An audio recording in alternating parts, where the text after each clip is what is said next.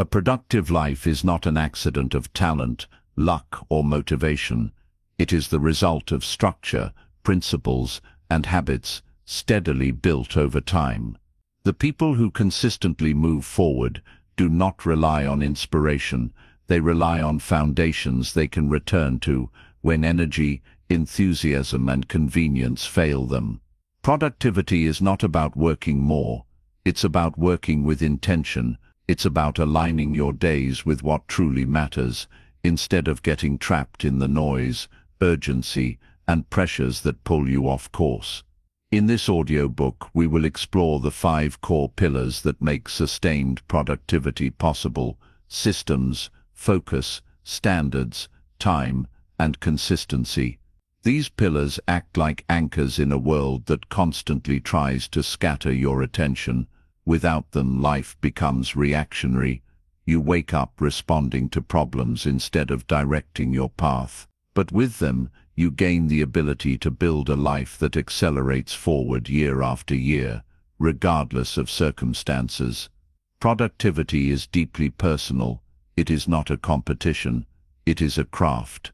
When you understand how to design your days intentionally, you regain control over your direction, your emotional energy, and your results. And once those foundations are set, we will go further. We will examine how to remove friction, protect your bandwidth, think long-term, and build habits that reinforce the identity you seek to become. This is a journey of structure, not pressure. A journey of clarity, not chaos. A journey of becoming a deliberate architect of your time, instead of a passive participant in your own life. In this audiobook, we will study the principles that allow you to build a productive life that lasts. Let's begin. Chapter 1. Build systems, not dreams. Dreams are inspiring, but dreams without systems are just fantasies that never leave your head. A productive life begins, not with ambition, but with architecture, with design, with the quiet, unglamorous work of building routines, frameworks, and processes that make your goals unavoidable. You need a practical path, not just a vision board. Think about it. Anyone can dream of being healthier, wealthier, more disciplined, or more fulfilled. But the people who actually get there have built structures that carry them forward even when motivation disappears, and motivation always disappears. That's why systems matter. They don't rely on emotional weather. They don't ask you to feel inspired. They simply ask you to show up and do the work. A system is a repeatable process that produces predictable results.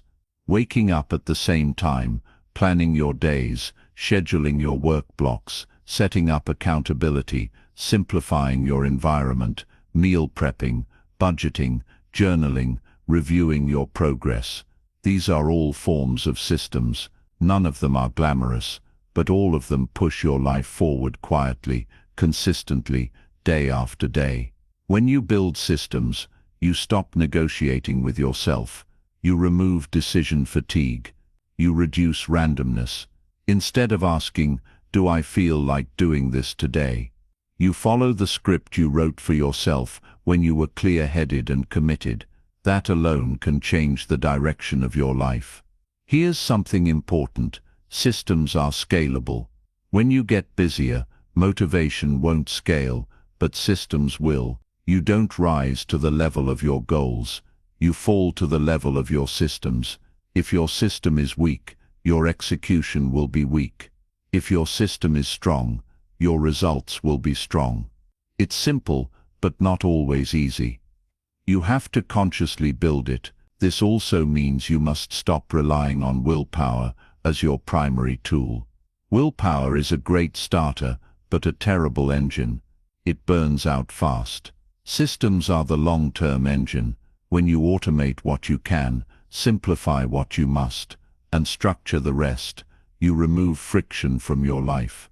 Less resistance means more output. More output means more progress. And progress creates momentum, and momentum matters.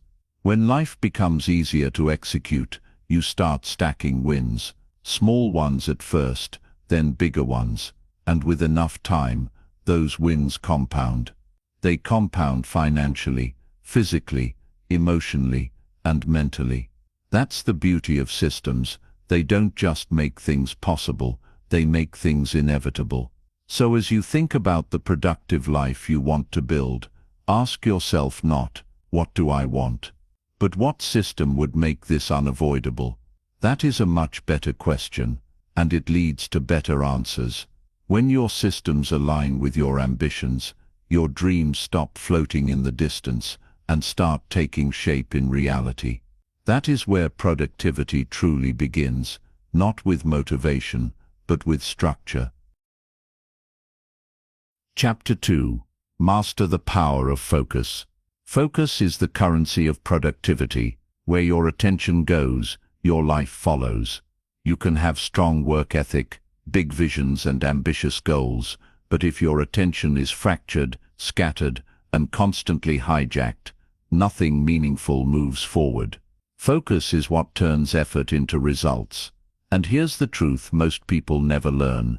Focus is not about doing more, it's about ignoring more.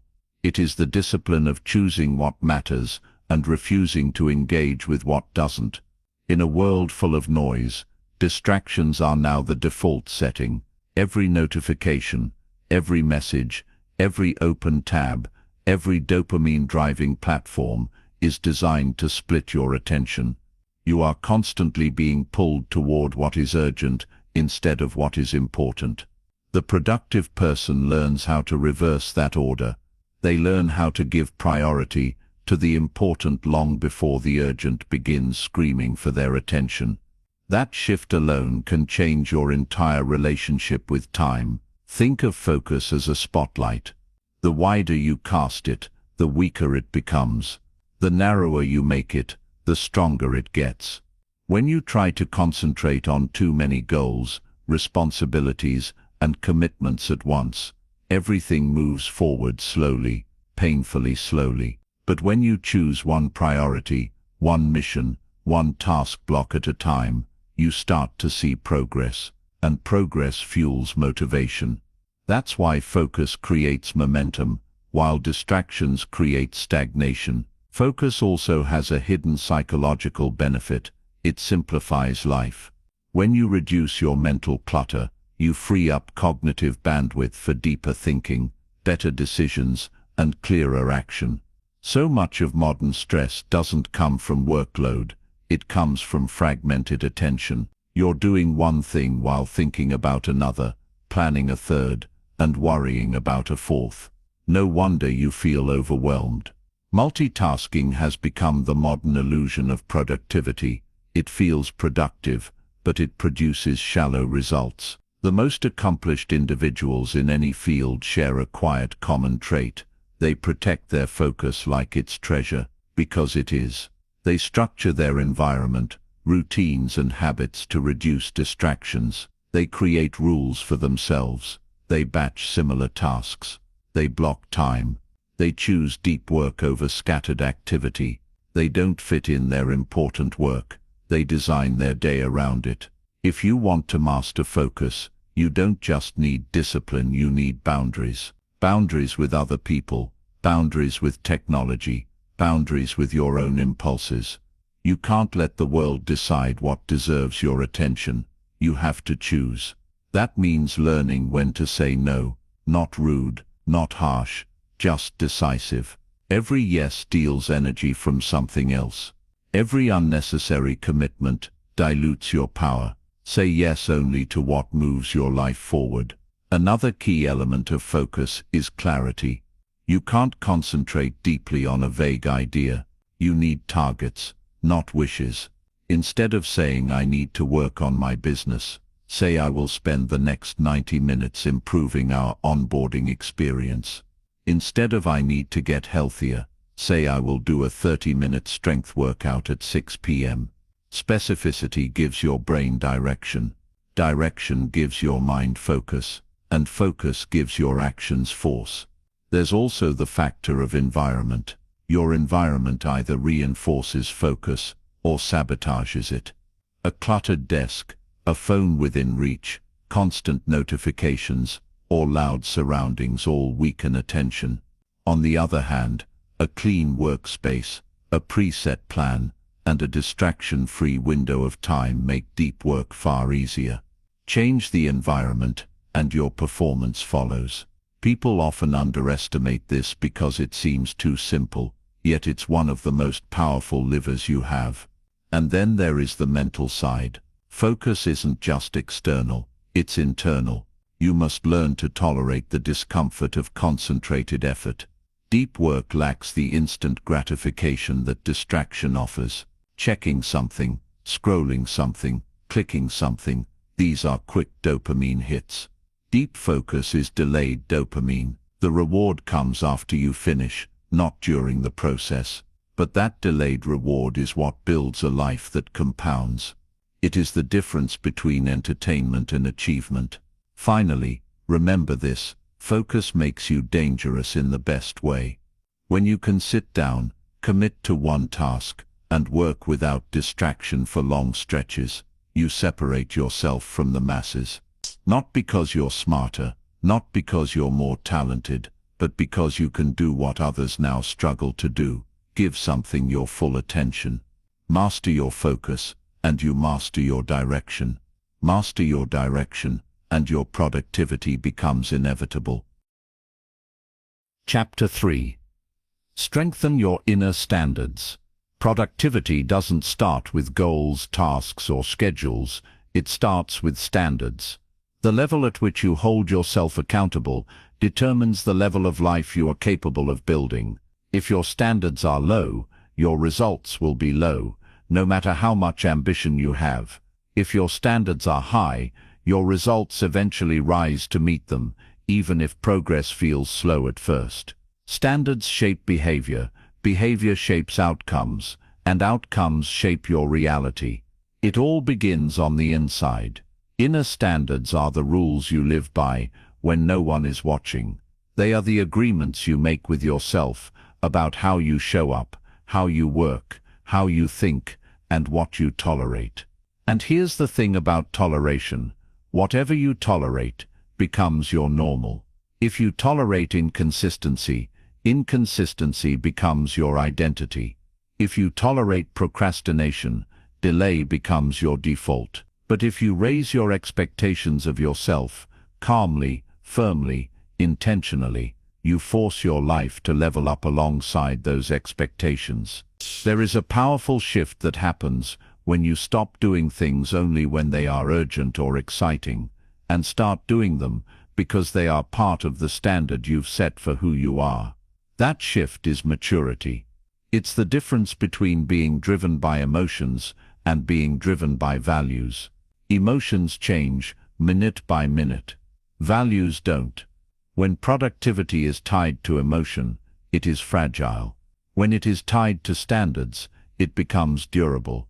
Inner standards influence every part of life: how clean your space is, how you treat your time, how seriously you pursue your goals, how consistently you execute, how well you prepare, and how you respond to difficulty.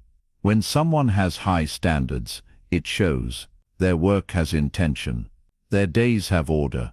Their commitment has depth. They don't ask, "What do I feel like doing today?" They ask, "What needs to be done to honor the person I've decided to be?"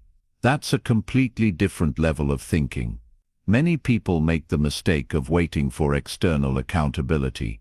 They think productivity will finally appear when they get a coach, a deadline, a boss, or a partner who pushes them. But productivity that depends on external force is temporary. It collapses as soon as the force is removed. The strongest form of productivity comes from self-governance, the ability to direct and regulate your life from within. External accountability is useful. Internal accountability is transformative. To raise your standards, begin with small concrete upgrades in how you operate. Wake up at the time you said you would, even if you don't feel like it. Finish tasks completely, instead of halfway. Keep your environment organized. Prepare for your responsibilities, instead of winging them. Follow through on commitments without excuses. These micro-standards build personal power. They create a sense of self-respect that compounds into confidence. You begin to trust yourself, and when you trust yourself, you stop needing motivation, because you know you will act. One of the most subtle but damaging habits a person can develop is negotiating with their excuses. The moment you allow yourself to bargain with low-effort behavior, just this once, I'm tired, I'll start tomorrow, you lower your standard, and lowered standards never lower just once. They open the door for a long string of exceptions that eventually become your default way of living. High standards work the same way, but in the opposite direction. Once you raise them and maintain them long enough, the elevated behavior becomes automatic. Another element of inner standards is removing identity conflicts. If you say you want to be disciplined but internally see yourself as lazy, distraction-seeking, or unorganized, your behavior will always fight your goals. Identity sets the ceiling. This is why the most productive people don't just do productive things, they see themselves as productive individuals. They don't force discipline, they embody it. They don't push their standards from the outside, they uphold them from within. Raising your standards doesn't mean becoming harsh, perfectionistic, or self-critical. It means holding yourself to a level that unlocks your potential rather than suffocates it. It means shifting from good enough to this reflects who I am. When your standards rise, your life follows. Maybe not instantly, but inevitably. Because the world has no choice but to adjust to the level at which you insist on operating. Chapter 4. Take control of your time. Time is the most valuable currency you will ever possess, and yet it is the one most people allow to slip through their fingers without resistance. Money can be earned, spent, lost, and regained. Status can rise and fall. Possessions can come and go. But time, once gone, is permanently gone. That's why taking control of your time is not just a productivity skill, it is a life skill. It determines the quality of your future and the depth of your achievements. When you don't control your time, something else will. Other people's priorities, urgent demands, endless distractions, and unplanned obligations will happily consume your day if you don't actively defend it. Productivity isn't about being busy. Busyness is reactive. Productivity is deliberate. A productive person designs their days instead of surrendering them to chaos. They assign purpose to their hours. They give different tasks, different levels of priority, instead of treating everything as equally important. One of the most powerful shifts you can make is learning the distinction between urgent and important. Urgent things scream for attention. Important things quietly determine the direction of your life. Replying to messages is urgent. Working on your long-term goals is important. Running errands is urgent. Building a career, a business, or a meaningful body of work is important. If you spend your days dealing only with urgent matters, you will wake up one day accomplished in tasks, but empty on progress. To take control of your time, you must learn to allocate it intentionally. Successful people don't merely fit in their important work whenever they happen to have a free moment. They schedule it. They protect it. They design around it. They plan deep work blocks where focus is non-negotiable. This isn't about being rigid or robotic. It's about recognizing that unstructured time invites distraction, and distraction invites regret. Regret is the silent cost of uncontrolled time. The projects you abandoned, the skills you never developed, the opportunities you didn't seize, these are not usually the result of lack of ability, they're the result of poor time ownership. Time rewards the person who respects it, and punishes the one who wastes it. And the punishment isn't dramatic, it's quiet. It shows up as stagnation, mediocrity, and the haunting sense that you could have done more. Another key principle of time control is alignment. Your calendar should reflect your priorities. If your goals and your schedule do not match, then one of them is a lie. People often say they value growth, health, or creation, but their time shows they value entertainment, distraction, and convenience. The truth always lives in the schedule. Time is honest, even when you are not. A productive life also requires understanding energy cycles. Not all hours of the day are equal. Some hours are naturally stronger for thinking, creating, or problem-solving, while others are better for mundane tasks. Identifying these cycles allows you to assign the right work to the right window. Doing shallow tasks during your peak hours is a waste. Doing deep work when you're exhausted is torture.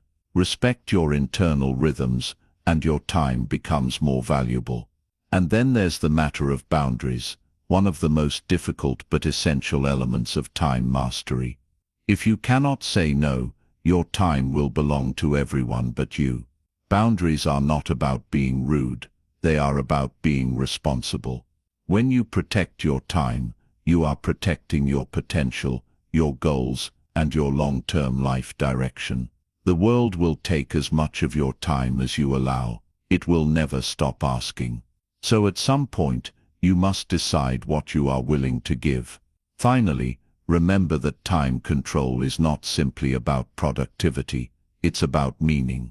The purpose of reclaiming your hours is not to cram your schedule full of tasks, but to dedicate more of your life to what matters. To creation instead of consumption, to intentional living instead of autopilot, to progress instead of stagnation. Time is the canvas on which your life is painted. Control it, and you control the picture that emerges. Chapter 5. Commit to consistency over intensity. A productive life is not built on occasional bursts of heroic effort. It is built on small, steady repetitions that accumulate over time. Intensity can start a journey, but only consistency can finish it. Many people confuse motivation with progress. They wait for the perfect day, the perfect mood, or the perfect surge of energy before taking action. But the person who wins in the long run is the one who shows up even when conditions are not ideal. Consistency is the quiet force that turns ordinary effort into extraordinary results. Intensity feels exciting, and because it feels exciting, it tricks you into believing it is more important than it really is. Anyone can sprint for a day. Anyone can work hard for a week. Anyone can change everything for a moment when inspiration hits. But the truly productive individual understands that sustainable achievement requires rhythm. A rhythm that allows you to keep going, not for days or weeks, but for months and years.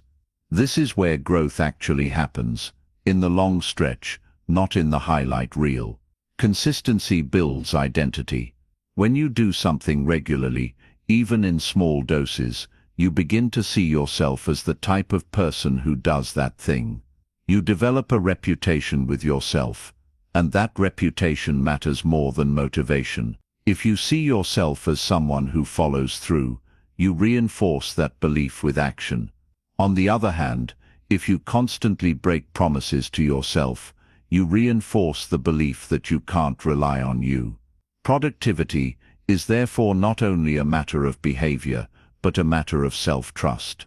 And self-trust is earned through consistency.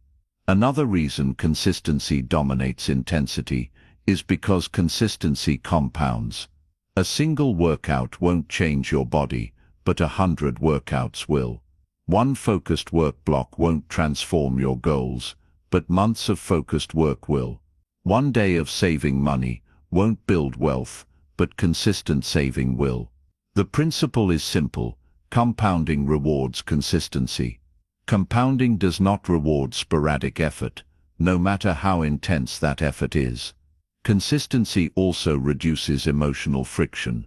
When something becomes routine, it demands less mental energy. You no longer have to debate with yourself, negotiate with your excuses, or analyze whether today is the right day. You just do it. That alone can change the trajectory of your life. Many people struggle not because they lack skill or opportunity, but because they spend too much time fighting their own mind every time they need to act. This doesn't mean intensity has no place. Intensity can be useful for breakthroughs, deadlines, or important moments. But intensity should complement consistency, not replace it. If you rely solely on intensity, burnout becomes inevitable. Burnout is rarely caused by doing too much. It is usually caused by doing too much inconsistently. When you sprint without pacing, your system collapses. When you pace with intention, you can sustain high performance without destroying yourself along the way. If you want to commit to consistency, you must simplify. You cannot be consistent with everything. You must choose your priorities. You must shrink your goals into manageable daily and weekly actions. You must design your environment so that consistency is the default, not something you have to constantly force. Start smaller than you think. If you want to write a book, write 300 words a day. If you want to get in shape, exercise for 20 minutes. If you want to learn a skill, practice for 15 minutes. Small is sustainable. Sustainable becomes automatic, and automatic becomes powerful. Consistency also requires patience. We live in a world addicted to speed. Everyone wants to explode into success. But real growth is slow and steady. The productive person plays a longer game. They don't get discouraged by slow progress, because slow progress is still progress. They don't abandon the path because it isn't dramatic enough. They keep going, and because they keep going, they get to a destination most people never reach. Intensity makes you feel like you're getting somewhere, but consistency ensures that you actually do. Over time, the gap between those who rely on intensity and those who rely on consistency becomes enormous. The consistent person becomes unstoppable, not because they are extraordinary, but because they refuse to stop. That is the quiet power of consistency, the power to change your life one small repeated action at a time. With these 5 pillars in place, you now have the foundational structure for a productive life. You've learned how to build systems instead of dreams, how to master the power of focus, how to strengthen your inner standards, how to take control of your time, and how to commit to consistency over intensity. These are the anchors. They keep your life from drifting. They give your goals a place to land. Without them, productivity becomes fragile. With them, productivity becomes durable. But foundations alone are not enough. A house needs walls, wiring, airflow, and insulation. In the same way, a productive life needs more than just pillars. It needs practices, philosophies, and strategies that support those pillars in the real world. Because life is dynamic. Life applies pressure. Life introduces complexity. And as soon as you step into your work, your relationships, your responsibilities, and your ambitions, you quickly discover that the pillars require reinforcement. The next chapters are designed to do exactly that. They expand the framework so it becomes usable, adaptable, and practical for everyday living. We will explore how clarity gives direction to your systems, how removing friction makes focus easier, how protecting your mental bandwidth strengthens your standards, how proactive problem-solving saves time, and how identity-based habits support consistency. We will dive into momentum, long-term thinking, eliminating excuses, environmental design, and ultimately, the pursuit of mastery over comparison. These additional chapters are not separate from the 5 pillars, they are extensions of them. They help you apply the pillars in contexts you encounter every single day. They help transform theory into execution, and execution is where lives change. Let's continue. Chapter 6. Start with clarity of purpose. Productivity without clarity is just motion. It may feel active, even impressive from the outside. But if you're moving without direction, you're not progressing, you're just circulating. A productive life requires purpose, not just activity. Purpose gives your systems meaning, your focus a target, your standards a reason, your time a direction, and your consistency a reward. Without clarity, even the strongest of the 5 pillars struggle to hold anything up. Clarity starts with asking a simple but often neglected question. What are you really trying to build? Not what others expect, not what society celebrates, not what looks good on paper, but what matters to you. When your work aligns with something you actually care about, discipline becomes far easier. When it doesn't, every effort feels like resistance. You can grind without clarity for a while, sometimes for years, but that path often ends in burnout, emptiness, or a quiet feeling that something important is missing. Most people avoid the work of defining their purpose because clarity demands honesty. You have to evaluate what you want, what you're willing to trade for it, and what you're willing to stop doing. You have to acknowledge your strengths and weaknesses. You have to confront your excuses. You have to choose, and choosing always means excluding. You cannot pursue every path simultaneously. A life without clarity becomes a life of constant switching, constant second-guessing, constant comparison, and constant distraction. Clarity brings alignment. When you know what matters, everything else becomes easier to sort. Time management becomes simpler because you know which activities deserve your hours and which don't. Focus becomes stronger because you're no longer trying to concentrate on too many things at once. Standards become more natural because they serve a purpose. Even consistency becomes less of a struggle because you can see where it leads. Clarity is the compass. Without it, you can walk fast but end up nowhere meaningful. There are different forms of clarity. The first is directional clarity, understanding the general direction of your life. The second is goal clarity, defining the tangible outcomes you want to achieve. The third is process clarity, identifying the actions that lead to those outcomes. Direction answers. Where am I going? Goals answer. What does progress look like? Process answers. What do I need to do today to move forward? When these 3 line up, your productivity becomes powerful. Purpose doesn't always have to be grand or dramatic. It doesn't have to be philosophical or poetic. For many people, clarity can be practical, providing for a family, building a business, creating meaningful work, improving health, mastering a craft, or leaving something better than you found it.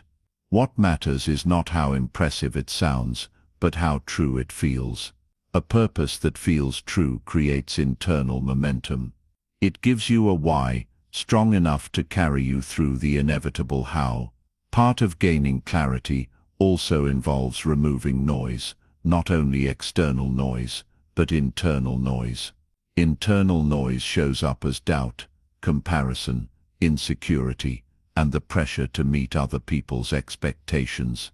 It is difficult to hear your own direction when you are drowning in the voices and standards of others. This is why stillness and reflection are underrated productivity tools. Time to think is not wasted time, it is essential time. Journaling, long walks, strategic solitude, these are not luxuries, they are clarity rituals. Once you gain clarity, the next step is articulation. Articulate your purpose in simple, grounded language. Write it down, say it out loud. Summarize it in a sentence that your future self would understand. The clearer your articulation, the easier it becomes to align your behavior with it. Ambiguity is the enemy of execution. When everything is vague, everything becomes negotiable. When purpose is defined, decisions become cleaner. Clarity also helps you endure discomfort. When you know why you're doing something, setbacks don't break you, challenges don't derail you. Temporary frustration doesn't convince you to quit. Purpose turns obstacles into events instead of identities. They become things you move through, not things you become. And that distinction is often what separates the people who finish from the people who almost did. Finally, remember that clarity is not discovered once. It's refined over time. Purpose evolves as you grow, and that's not a sign of inconsistency. It's a sign of alignment. The goal is not to lock yourself into a rigid identity forever, but to make sure your life has direction now. Clarity today allows progress today. Progress today creates new clarity tomorrow. That is how productive lives compound, one aligned decision at a time. Chapter 7. Remove the friction points from your life. One of the most overlooked secrets of productivity is reducing friction.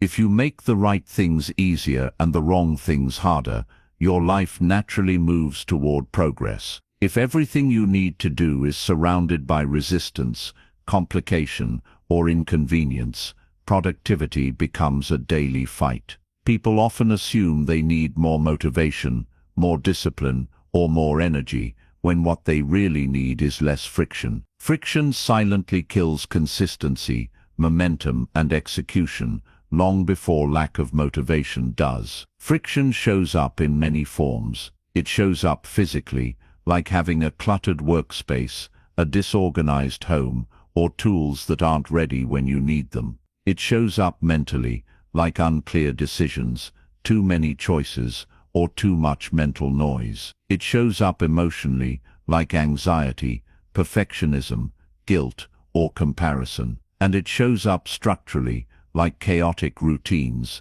unpredictable schedules, or environments that work against your goals. You don't have to eliminate all friction, just enough to make action easier than avoidance. Think about how companies design their products. The goal is always to reduce friction, so customers act without hesitation. Streaming platforms autoplay the next episode. Online stores save your payment information. Apps remove sign-up barriers. Technology is engineered around ease. Meanwhile, when something is harder, slower websites, complicated forms, inconvenient navigation, people abandon it. Your brain functions the same way.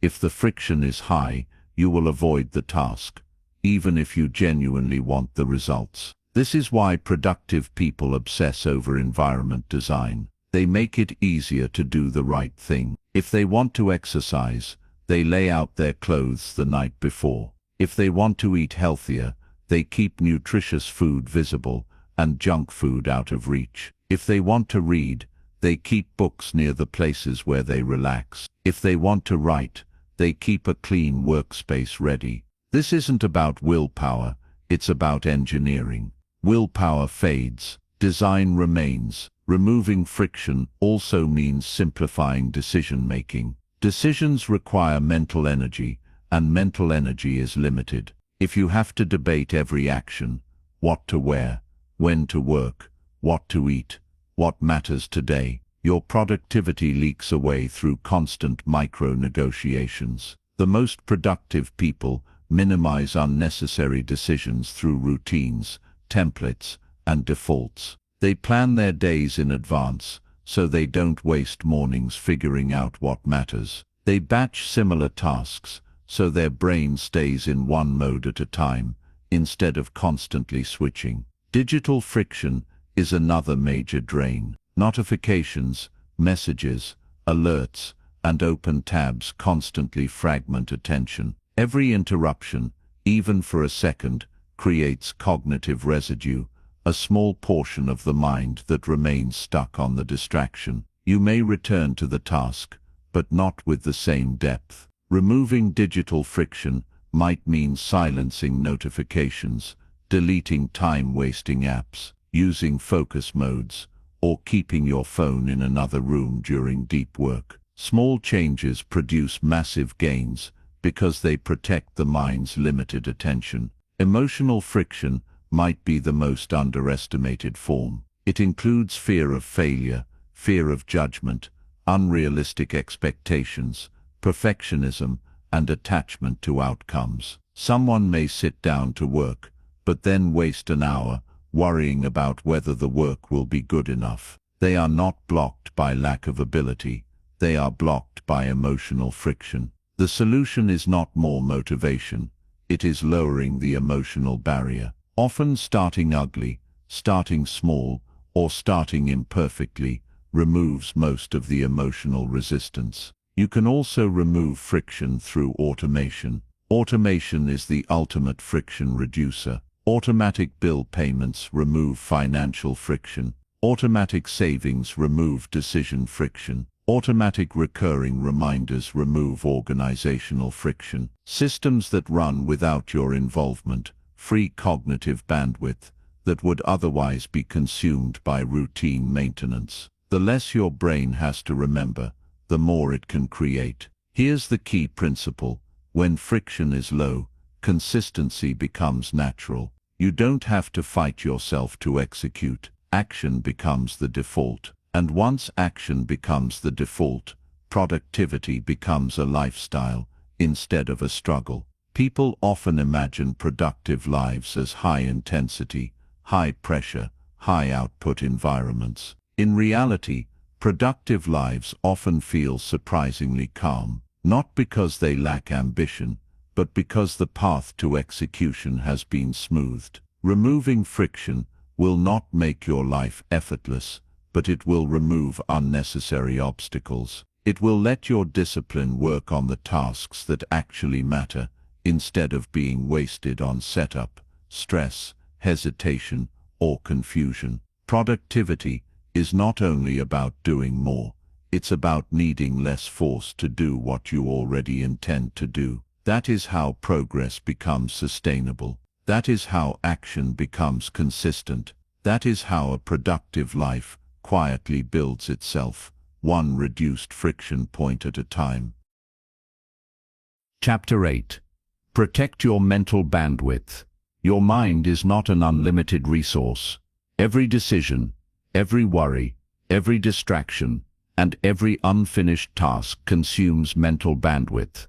When that bandwidth is depleted, it becomes harder to think clearly, harder to focus deeply, and harder to act consistently. Productivity is not just about managing time, it's about managing cognitive load. You can have plenty of hours in the day and still accomplish little if your mind is scattered, overloaded, or constantly interrupted. Protecting your mental bandwidth is essential for a productive life. Mental bandwidth is drained in obvious ways and in subtle ones. The obvious drains include social media, constant notifications, multitasking, and excessive consumption. These are the loud thieves, but there are quiet thieves as well.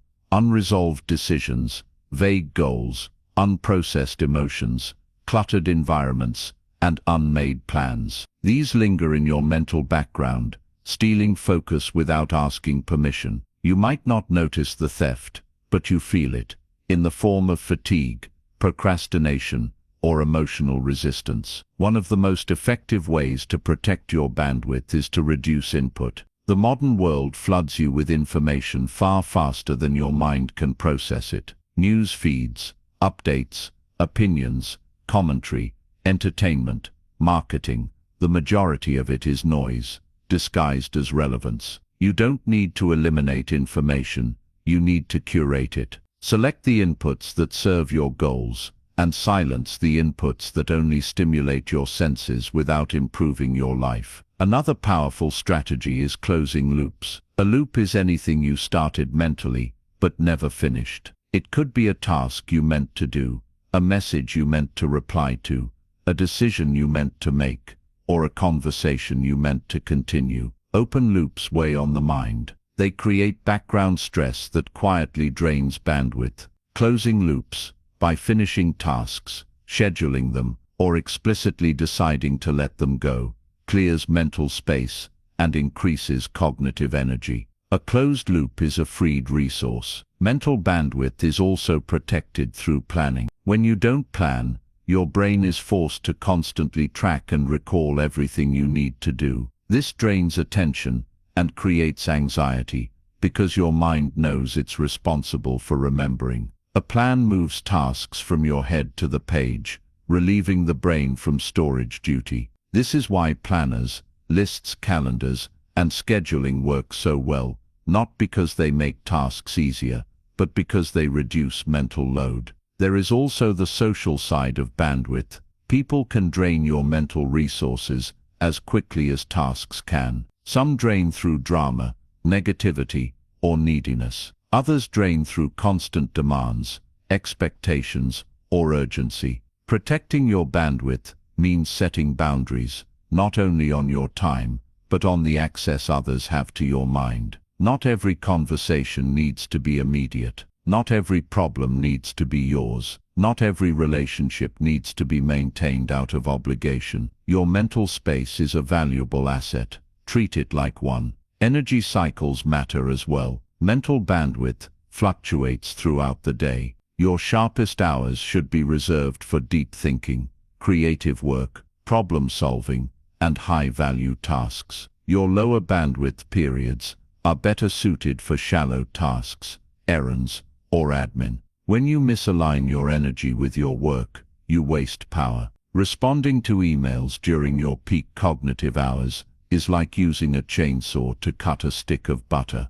The tool is overqualified and underutilized. Then there's emotional bandwidth. Anxiety, resentment, frustration, and unresolved conflict consume enormous mental resources. These emotional burdens reduce your capacity to concentrate, create, or solve problems. You may think you're simply stressed or tired, but what's actually happening is emotional bandwidth is being consumed. Protecting this form of bandwidth requires processing, not suppressing. It requires honest reflection, not avoidance. It requires clarity of communication, not passive resentment. One of the most transformative shifts you can make is becoming intentional about what earns space in your head. Not everything deserves attention. Not every battle is yours. Not every distraction is harmless. You have to choose what you allow to occupy your mental space.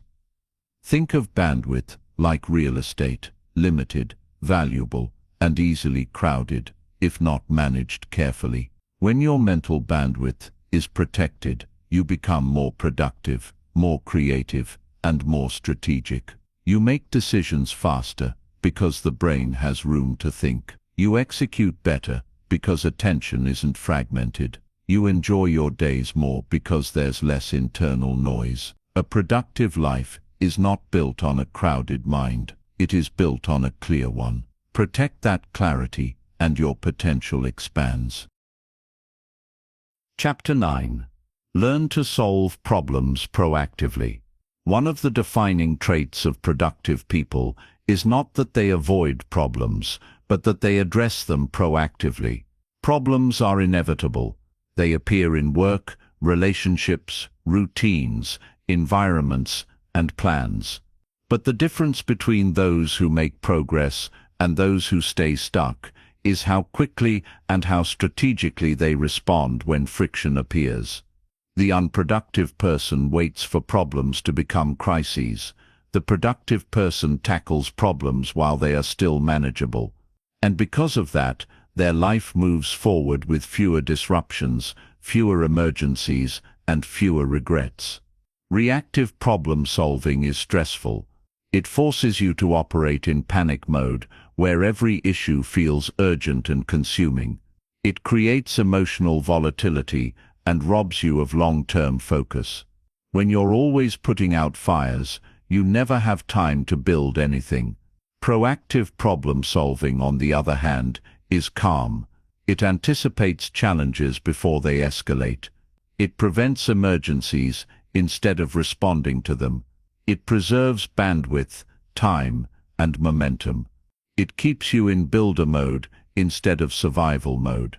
This chapter is not about becoming paranoid, hypervigilant, or overly cautious. It's about recognizing patterns. Problems rarely appear out of nowhere. Most problems leave a trail long before they become obvious. A business doesn't collapse suddenly. It shows signs through declining sales, unhappy customers, or internal confusion. Health doesn't deteriorate overnight. It erodes through neglected habits, poor sleep, or chronic stress. Relationships don't break abruptly. They weaken through repeated misunderstandings, unspoken frustrations, or lack of attention.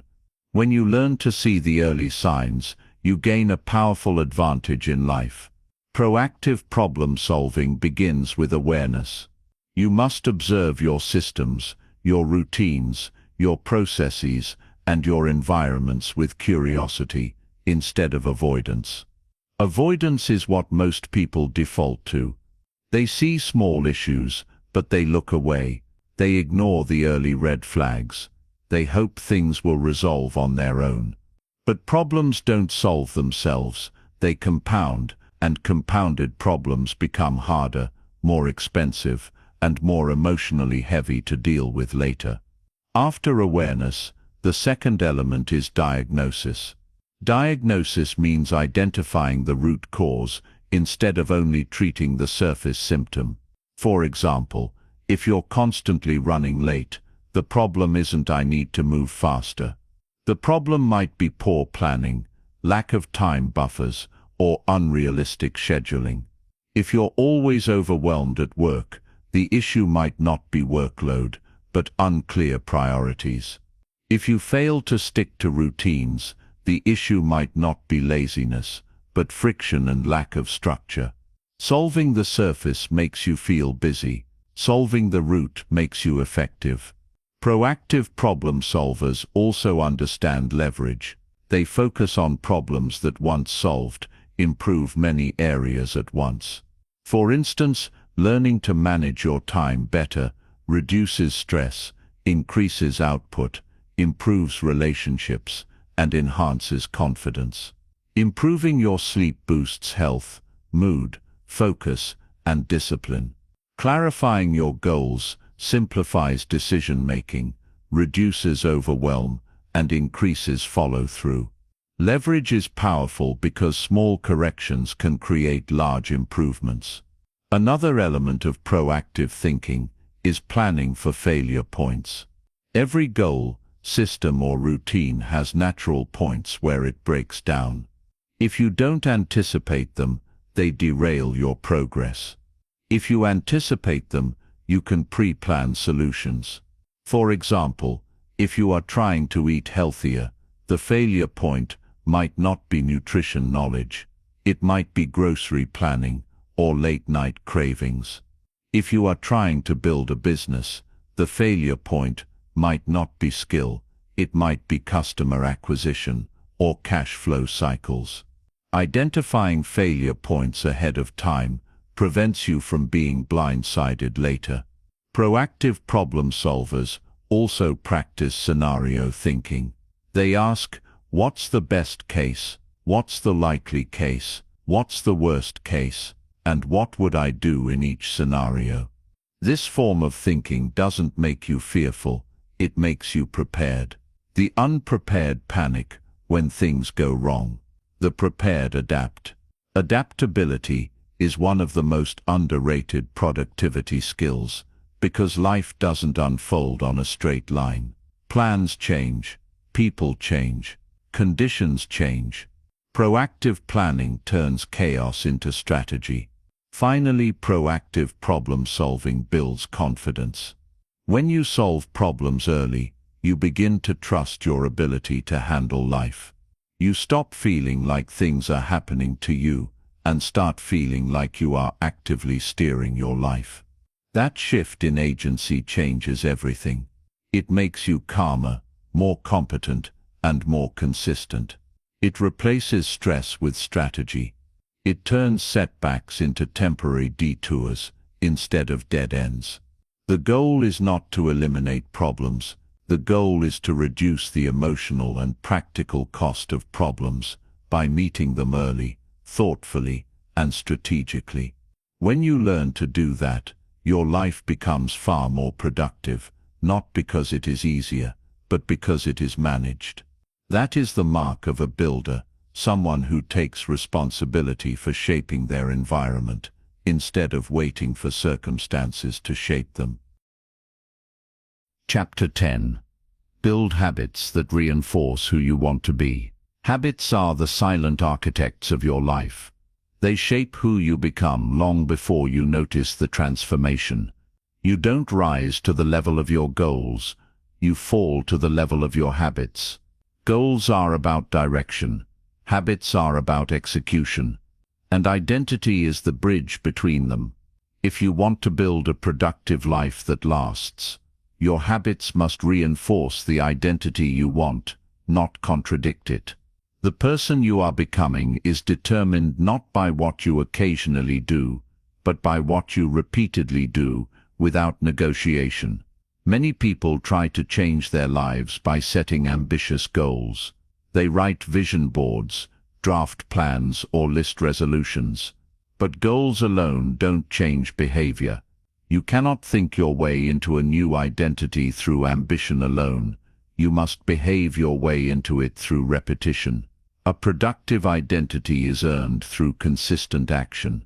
When you exercise consistently, you don't just become healthier, you become the kind of person who works out. When you save money consistently, you don't just accumulate wealth, you become the kind of person who handles finances responsibly. The habit creates the identity, and the identity reinforces the habit. This is why habit-based change is so powerful. When your habits align with your desired identity, you no longer need as much motivation to act. The behavior begins to feel natural. It stops being a struggle and becomes part of who you are. The question shifts from how do I force myself to do this, to what would someone like me do? That mental reframing changes everything. A person who identifies as a writer writes. A person who identifies as a creator creates. A person who identifies as an athlete trains. Identity drives behavior far more effectively than willpower ever will. To build effective habits, you must make them accessible. A habit that is too complex, too time-consuming, or too demanding will not survive long. People often try to overhaul their lives overnight. Intense workouts, extreme routines, or dramatic lifestyle shifts. That intensity feels powerful at first, but without scalability, it collapses. The key is starting small enough to sustain. If you want to meditate, start with 5 minutes. If you want to write, start with 200 words. If you want to read, start with 10 pages. Consistency first, intensity later. Small habits are not weak, they are strategic. They create traction. Habits also require cues. A habit without a trigger rarely happens. You must attach behaviors to times, places, or existing routines. Morning routines, evening routines, and transition routines are powerful because they anchor habits to predictable moments. If you attach a habit to randomness, you must fight for the energy every time. If you attach it to structure, the habit unfolds naturally. Structure is not restrictive, it is supportive. It frees your mind from having to remember and motivates your body to execute. Environment design plays a major role as well. Your environment can either support your habits or sabotage them. If the guitar is in the closet, you won't practice. If the phone is beside you during work, you won't focus. If junk food is in the pantry, you'll eat it. If the TV remote is easier to reach than the book, entertainment wins over learning. Change the environment and your behavior changes. People often overestimate discipline and underestimate design. Discipline gets you started. Design keeps you consistent. There's also the habit of tracking. What gets measured gets reinforced. Tracking builds awareness, and awareness builds improvement. You don't have to track forever, but tracking during the early stages of a habit creates accountability. It also provides feedback loops. When you see progress, you feel motivated. When you notice gaps, you make adjustments. Productivity is not just about doing, it's about noticing. But perhaps the most important element of habit building is forgiveness. Habits are not perfect. You will miss days. Life will interrupt. Energy will fluctuate. The productive person doesn't collapse when their streak breaks. They resume. The unproductive person breaks a streak and quits. The ability to recover quickly is more important than the ability to perform perfectly. Perfection is fragile. Consistency is resilient. Ultimately, habits are about identity. Who are you becoming through your repeated actions? A productive life is not the result of occasional heroic effort. It is the natural consequence of habits that reinforce the identity of someone who produces, someone who improves, someone who builds. When your habits and your identity align, discipline becomes unnecessary. You simply act in accordance with who you are. Chapter 11. Leverage momentum and small wins. Momentum is one of the most powerful forces in a productive life, and yet it's often misunderstood. People tend to believe productivity comes from massive breakthroughs, dramatic leaps, or sudden transformations, but genuine progress rarely looks like that. In reality, success usually arrives through small wins stacked consistently over time. Each small win creates momentum, and momentum is what makes the next step easier, and the next one after that even easier. Without momentum, everything feels heavy. With momentum, everything feels possible. Momentum begins with action, not inspiration. Waiting to feel ready before you start is one of the most reliable ways to stay stuck. Readiness is rarely present at the beginning. Action generates readiness. Action generates clarity. Action generates confidence. Think of momentum as a psychological snowball. Small, almost invisible at first, but with enough movement and time, it becomes unstoppable. That's why the hardest part of any project, goal or change is the beginning. You are pushing without assistance, without feedback, and without perceived progress. But once momentum is formed, you are no longer pushing alone. The movement itself helps you. Small wins are essential because they give the brain evidence that progress is happening. Humans thrive on progress. We need to feel like we're moving forward, even if the movement is tiny. A completed task, a small milestone, a new habit, a slight improvement. These wins release encouragement. They build internal belief. They convert theory into experience. Without small wins, a goal remains distant and abstract. With small wins, a goal becomes tangible and real.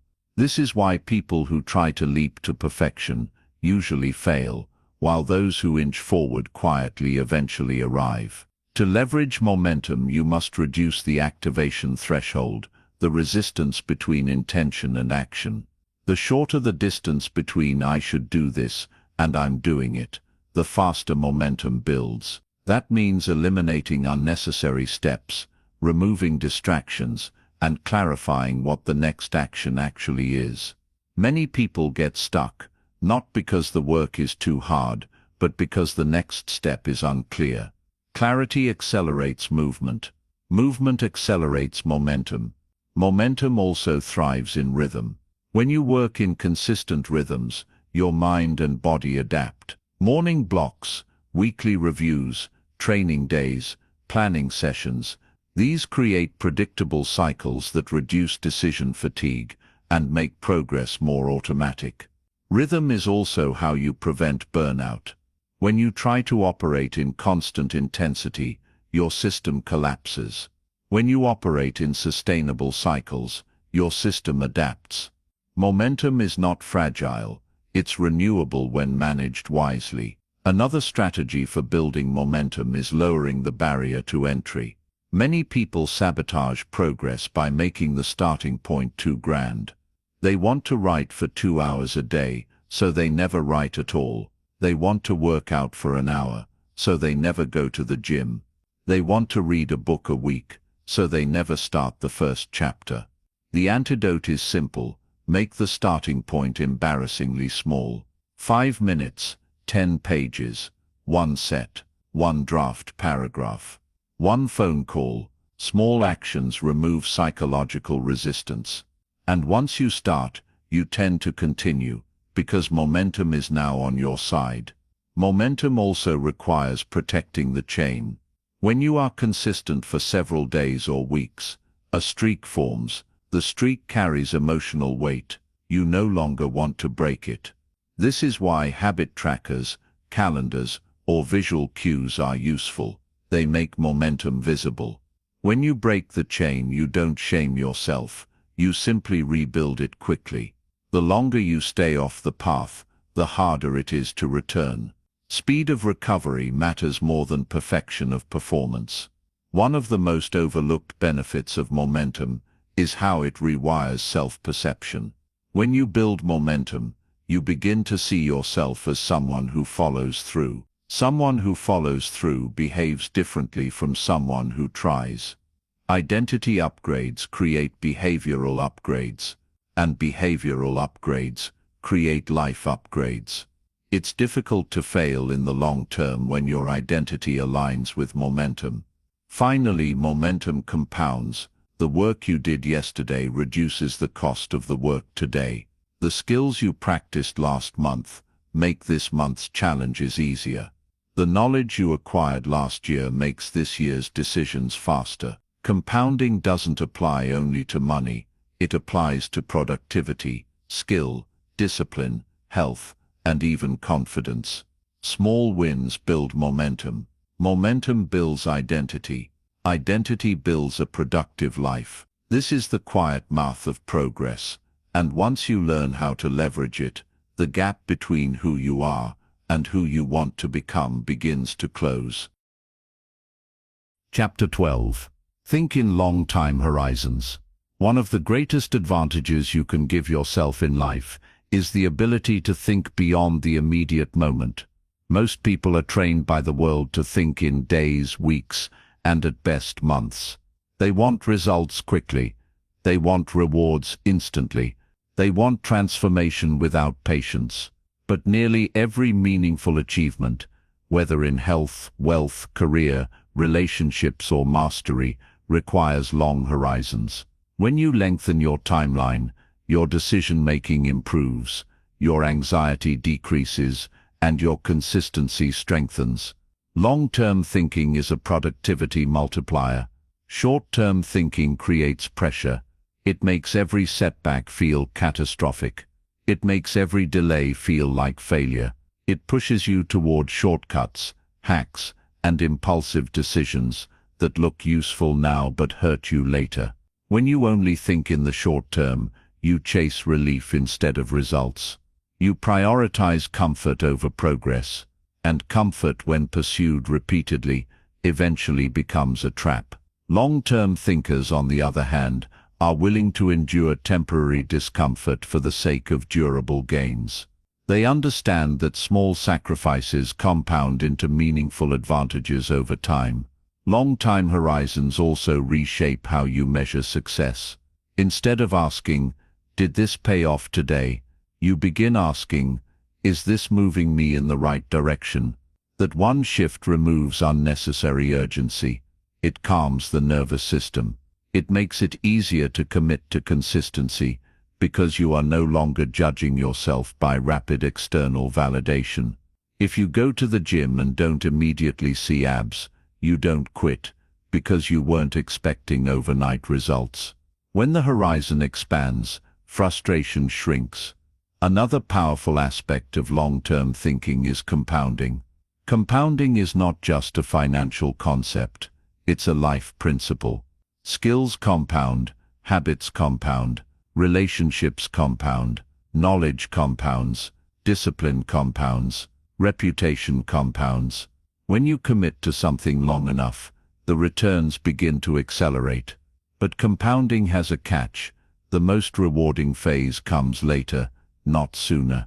Most people never reach the acceleration phase because they quit during the slow phase. the phase where progress is invisible. The long-term thinker understands that slow does not mean stagnant, it means building. Long-term thinking also improves strategic decision-making.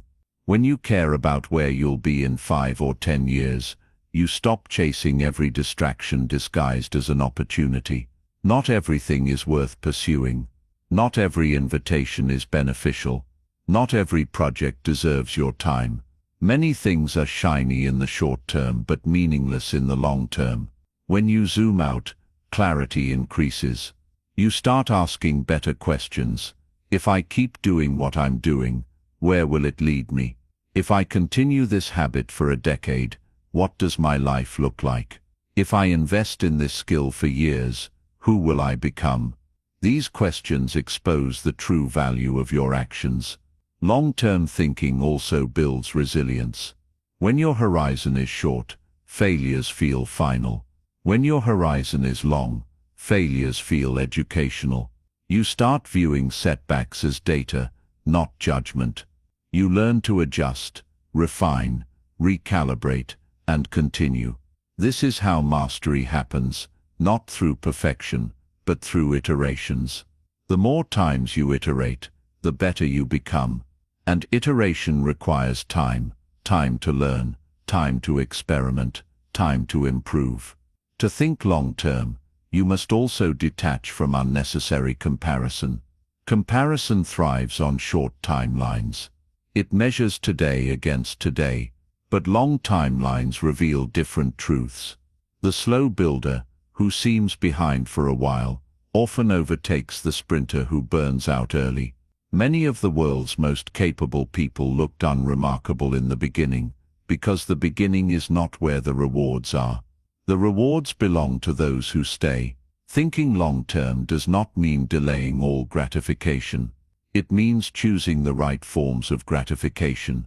It means preferring satisfaction over stimulation, growth over entertainment, substance over appearance. It means valuing who you are becoming, instead of obsessing over how quickly results arrive. Finally, long-term thinking changes your identity. When you see yourself as someone who builds for the future, you behave differently in the present. You invest in yourself. You manage your time with intention. You set boundaries. You choose challenges that develop you. You endure discomfort without resentment. You learn to play the infinite game, the game of improvement, mastery, contribution, and fulfillment. When you extend your time horizon, your decisions become wiser, your emotions become calmer, and your productivity becomes more meaningful. A productive life is not only about what you accomplish today, it's about what you are steadily constructing over years. Long horizons turn direction into destiny. Chapter 13. Refuse to negotiate with your excuses. Every meaningful pursuit eventually reaches a point where excuses start to appear. They arrive quietly at first, subtle, seemingly reasonable, often disguised as legitimate concerns.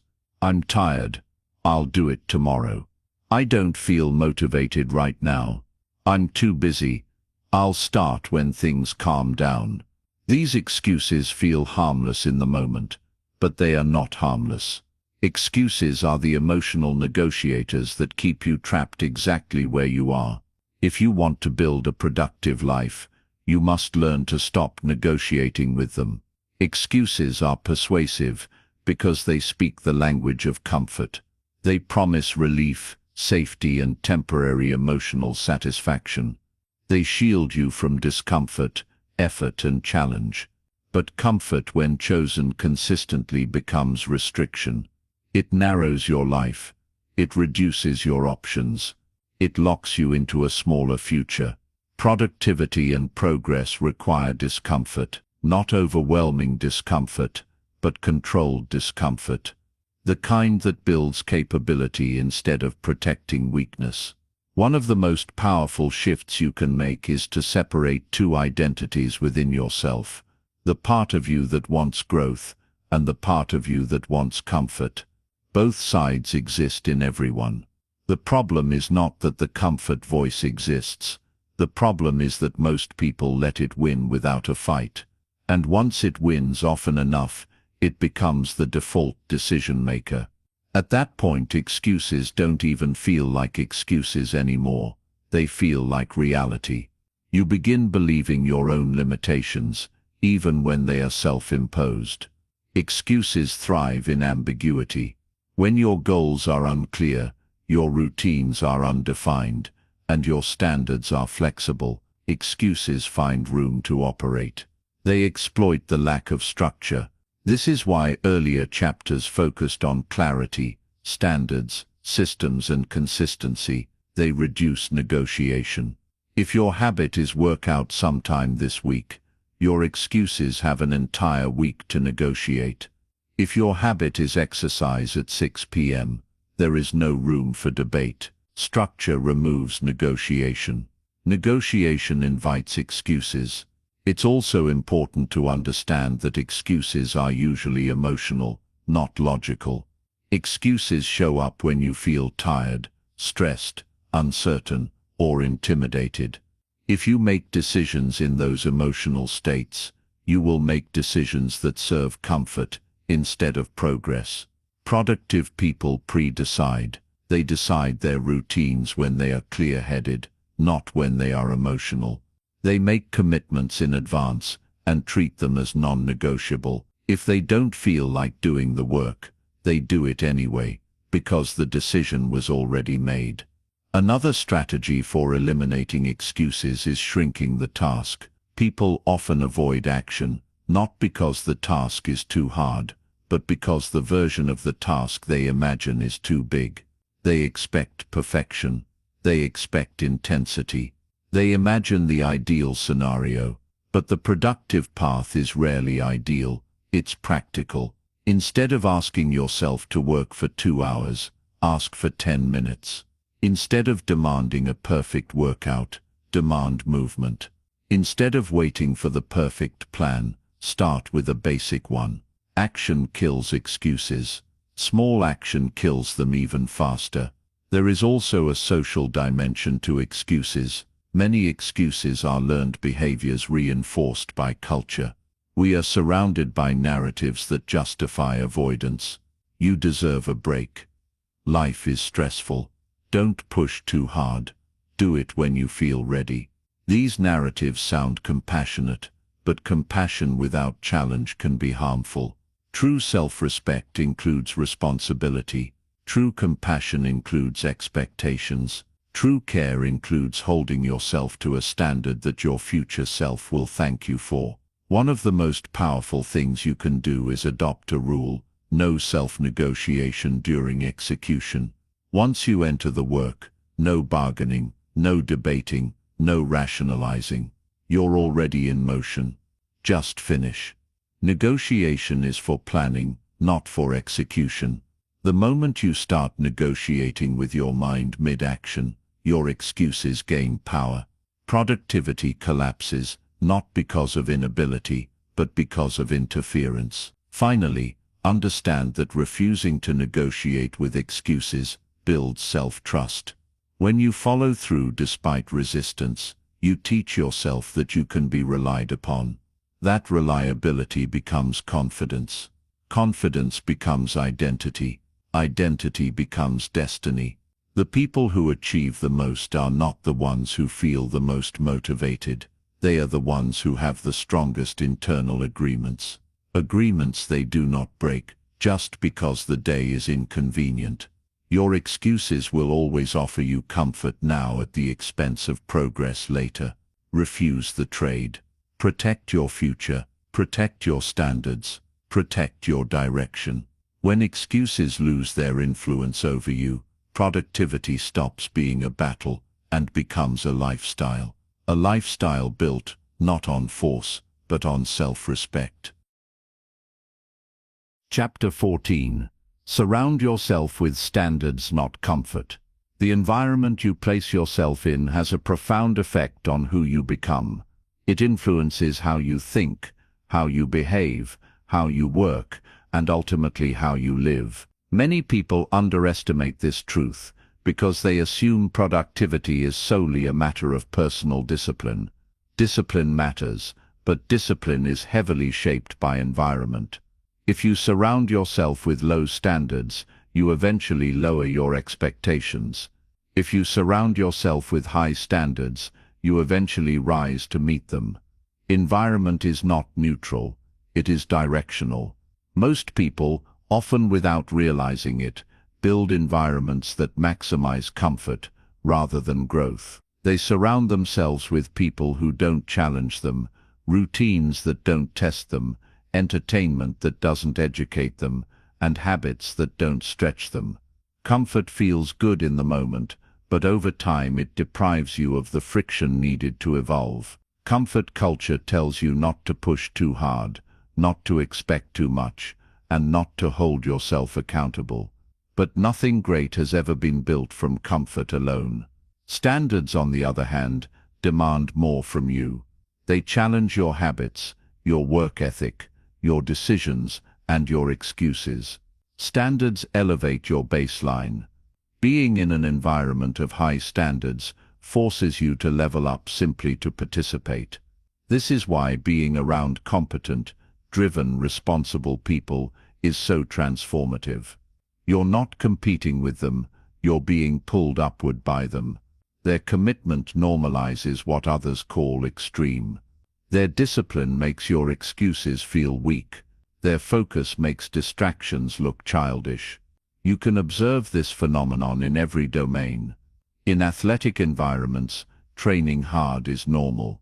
In entrepreneurial environments, taking risks is normal. In academic environments, reading and research are normal. In artistic environments, practicing for hours is normal. Environments determine norms, and norms determine standards. When you change the norms around you, your behavior changes almost automatically, not because you are forcing change, but because you are adapting to the climate. This concept also applies to physical environment. A cluttered home encourages disorganization.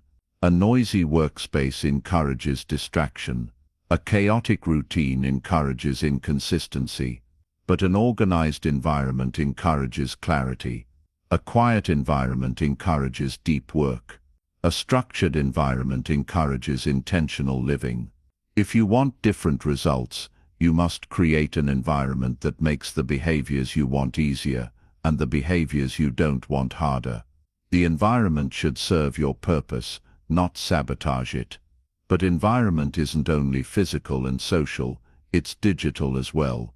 The accounts you follow, the opinions you consume, the conversations you join, and the content you watch all create invisible standards. If your digital environment is full of distraction, instant gratification, outrage and superficiality, your mind will begin to reflect those qualities. If it is full of education, insight, craft and ambition, your mind will reflect those instead. What you feed your attention becomes what you normalize. Another layer of environment is internal. Your self-talk, your beliefs, your self-image, these form the psychological environment you operate from. If your internal environment is full of self-doubt, pessimism, and low expectations, your behavior will match it. If it is full of curiosity, responsibility, and confidence, your behavior will match that instead. External environments are powerful, but internal environments determine how you interpret them. Strengthening both is the highest form of intentional living. Choosing standards over comfort also means being selective. Not everyone deserves access to your time, attention, or mental space. You cannot maintain high standards while surrounding yourself with people who normalize low-effort living. You do not have to judge them or reject them, but you do have to protect your growth. Productivity requires courage, not just discipline. Courage to remove influences that hold you back. Courage to join environments that stretch you. Courage to be the least experienced person in the room, so you can learn instead of supervise. There is also a moment of discomfort, that comes with upgrading your environment. When you enter a space with higher standards, you may feel behind. You may feel outmatched. You may feel like you don't belong. But that discomfort is not a sign to leave. It is a sign that you are in the right place. Growth requires being around people who make you raise your standards, not defend your limitations. Ultimately, surrounding yourself with standards, instead of comfort, creates a productive life, not because it forces you, but because it shapes you. Humans adapt. When you raise the environmental baseline, you raise your personal baseline. A productive life is built through repetition, but it is also built through context. Context shapes behavior, behavior shapes identity, and identity shapes outcome. If you choose environments that challenge you, elevate you, and expect more from you, you won't just become more productive. You will become someone who naturally produces. Chapter 15. Treat life as a craft, not a competition. There is a profound difference between building a life for admiration and building a life for mastery. Many people operate as if life is a competition. They compare progress, status, timelines, achievements, and appearances. They measure themselves against peers, strangers, and occasionally the imaginary standards they invent in their minds. But competition-driven living drains energy, distorts priorities, and makes productivity fragile. When you build for comparison, you become reactive. When you build for mastery, you become grounded. A productive life thrives on mastery, not rivalry.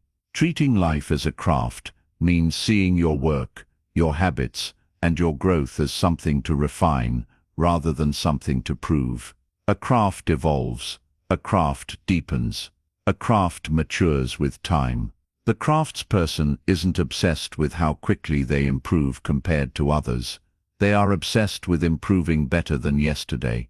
This mindset removes the toxic urgency that comparison creates. It allows for patience, experimentation, and long-term growth. Productivity becomes sustainable instead of frantic. Competition-based thinking creates rushed behavior. It encourages shortcuts, surface-level learning, and outcomes that look impressive but lack foundation. When you chase validation, you optimize for the appearance of progress rather than progress itself. You seek applause instead of mastery. You may gain temporary advantage in the short term, but you pay for it in the long term when your foundation cracks. A productive life cannot be built on borrowed standards or external approval. It must be built from the inside out. When life becomes a craft, you start to value depth over speed. You focus on learning thoroughly instead of superficially. You give attention to detail. You refine your process. You build systems that last. Craft demands care, and care produces quality. The world has no shortage of rushed output, rushed opinions, rushed careers, and rushed goals. Rushed work has a short lifespan. Crafted work stands the test of time. Treating life like a craft also shifts your relationship with failure. In competition mode, failure feels like humiliation. It becomes something to hide, avoid, or deny. In craft mode, failure becomes data. It becomes a natural part of refinement. You can't get better at anything significant without iterations, and iterations require tolerance for imperfection. Mastery is a messy process. No craftsperson produces brilliance from the start. They experiment, adjust, improve, and keep working. A productive life follows the same pattern, not linear, but iterative. Craft also fosters identity. When you cultivate mastery, you don't just get better at something, you become someone. You become disciplined, attentive, curious, and patient. These traits then spill into other areas of life. The person who treats their work as a craft usually treats their health, their relationships, and their decisions with similar care. This creates internal coherence, a form of alignment where actions reinforce values instead of contradicting them. There is a common misconception that treating life as a craft means slowing down or lacking ambition. In reality, the opposite is true. Craft-oriented people often achieve more, but with less emotional chaos. They are ambitious, but their ambition is internal, not reactive. They don't rush because they are afraid of being behind. They build because they are committed to going far. They know that progress built on a strong foundation compounds in ways that rushed achievements never will. When you view life as a craft, you also learn to differentiate between attention and significance. Many pursuits attract attention, but contribute little to your long-term fulfillment. Others deliver deep significance, but attract little attention from others. A craftsperson prioritizes significance.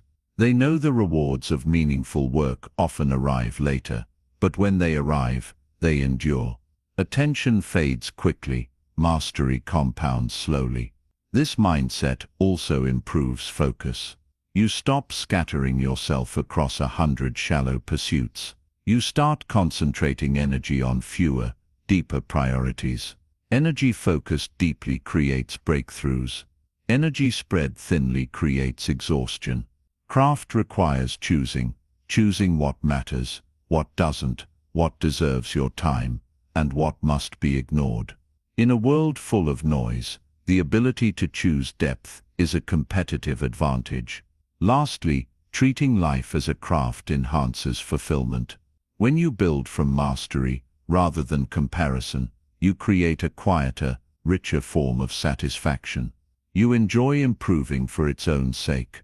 You enjoy the process as much as the result. This kind of fulfillment is resilient because it cannot be taken by external noise. It does not depend on applause, speed, or trophies. It depends on the integrity between who you are and what you build. A productive life is not simply about getting ahead of others. It is about getting ahead of who you used to be. It is about refinement, intention, and growth. When you treat life as a craft, you stop sprinting toward validation and start carving out excellence. And excellence, unlike winning, is a pursuit without a finish line, a pursuit worthy of an entire lifetime. Conclusion. A productive life is not an accident, and it is not a gift reserved for a select few.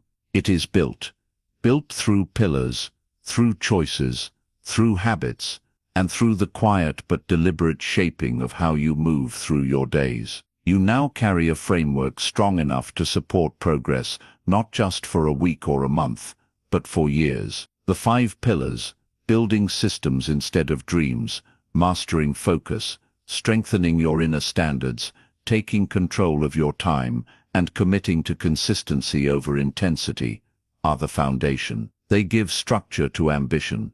They give weight to intention. They give order to desire. But foundations need reinforcement, and the additional chapters you've explored in this audiobook offer that reinforcement. Clarity of purpose gives direction to the pillars. Removing friction makes the pillars easier to use. Protecting mental bandwidth keeps the pillars efficient. Solving problems proactively keeps momentum alive. Identity-based habits sustain your progress. Momentum and small wins give psychological fuel. Long-term thinking reduces anxiety and improves decision-making. Refusing to negotiate with excuses protects self-trust. Surrounding yourself with standards instead of comfort elevates your environment. And treating life as a craft ensures you are building for fulfillment, not comparison. Together, these elements create a life design, a way of living that turns productivity from an aspiration into an identity. And identity is the true goal, because when productivity becomes who you are, rather than something you chase, consistency becomes natural. You stop battling yourself. You stop negotiating with distractions. You stop waiting for the perfect moment. You begin to act, not occasionally, but regularly, not reactively but deliberately. There is something powerful that occurs when your internal and external worlds begin to align. Your values align with your habits. Your habits align with your standards align with your goals, and your goals align with your future. That alignment creates a kind of quiet strength, a confidence rooted not in hype or intensity, but in self-respect. You know you are moving forward because you witness yourself doing the work. A productive life is not a life without rest, without play, or without joy. Productivity is not the enemy of living. It is the art of living well. It is the prioritization of what matters. It is the refusal to let potential go unused. It is the understanding that time is both limited and valuable, and therefore deserving of intention. Productivity is not about squeezing more into your days. It is about filling your days with what is worthy of your life. As you move beyond this audiobook, remember that no single chapter is the answer. The transformation comes from integration. Choose one pillar, one habit, one standard, one strategy to begin applying. Build slowly if needed. Build quietly if needed. But build. The person you become a year from now will not be shaped by bursts of inspiration, but by the actions you repeat when no one is watching. And perhaps the most important truth is this: you do not need perfect conditions to begin. You do not need certainty, permission, or approval. No. You need only willingness and structure. If you build the systems, protect your focus, raise your standards, manage your time, and commit to consistency, your life cannot help but improve. Progress will appear, confidence will appear, opportunity will appear, and with enough time, momentum will turn effort into identity. A productive life is a crafted life, intentional, principled, and meaningful. The tools are now in your hands. The next chapter is yours to write.